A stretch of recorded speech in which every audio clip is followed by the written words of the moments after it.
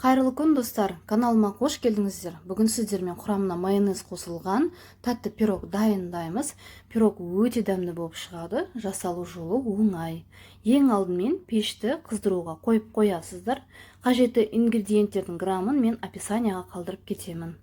Бізге қажетті зат ол бірінші категориялы жұмыртқа 5 дана, майонез 180 грамм, қант 200 грамм, қопсытқыш 1 шай қасық және ұн. Ұнды мен стаканмен қосамын. Стаканымның көлемі 250 мл. Бірінші жұмыртқаға шым-шым тұз қосып, жақсылап миксерлеп аламыз. Жұмыртқамыз көпіре бастаған кезде қантты шетімен қосасыздар. Қантымыз еруі қажет және біздің жұмыртқа аппақ болып ағаруы қажет.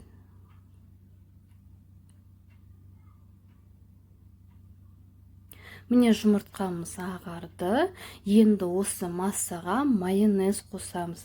Майонез менде классикалық, ешқандай қоспасыз. Тағы да бір айта кететін жайт, пирог пісірер алдын ингредиенттеріңізді тоңазытқыштан 2-3 сағат алдын шығарып қойыңыздар. Бөлме температурасында болуы қажет. Енді ұнды қосамыз. Ұнды да шетімен қосасыздар. Қопсытқышты қосамыз.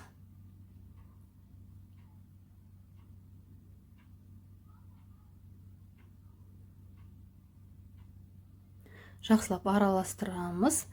Массамыз дайын болды. Енді формамызға құйып аламыз. Менің формамның диаметрі 21 сантиметр. Сіздер қандай форма бар, сода пісіре берсеңіздер болады. Пісіру ұзақтығы менікі 200 градус 1 сағат. Өйткені мен формам кішкентай. Форма кішкентай болған сайын ұзақтау піседі.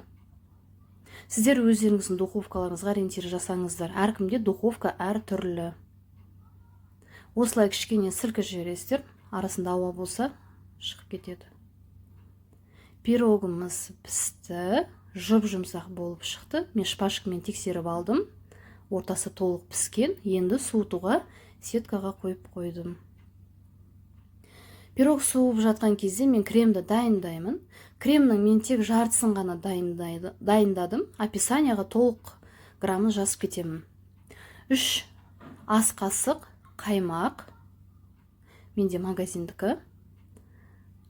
Енді 100-110 граммдай қойытылған сүт, сгущенка қосамыз. Шетке алып қоямыз араластырып. Енді пирогымызды кесеміз. Пирогты мен 4 бұрышты етіп кесіп алдым. Арасы ылғалды, жұп-жұмсақ болып шықты.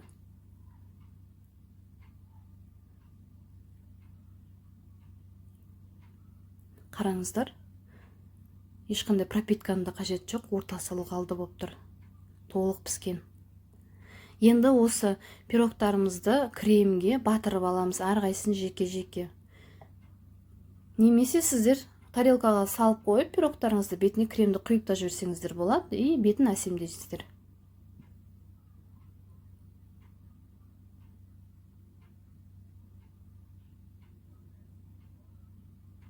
Міне, менікі дайын болды. Мен ганаш құйдым.